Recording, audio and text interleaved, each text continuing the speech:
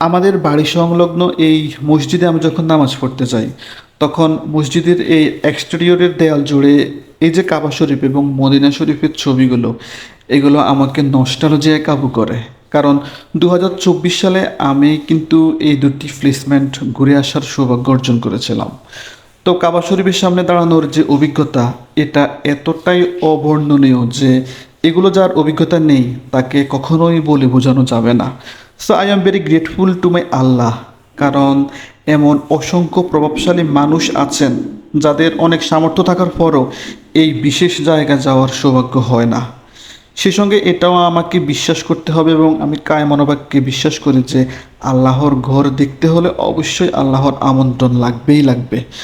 তো 2024 সালের এই কাবা শরীফ দেখা এবং সোনার মদিনা সফর করে আসার মধ্য দিয়ে আমি বুঝতে পারলাম যে বিনা কারণে পরম করুণাময় আমাকে অনেক করুণা করেছেন, যে জন্য আমি অবশ্যই তার কাছে কৃতজ্ঞ এবং অবশ্যই আলহামদুলিল্লাহ।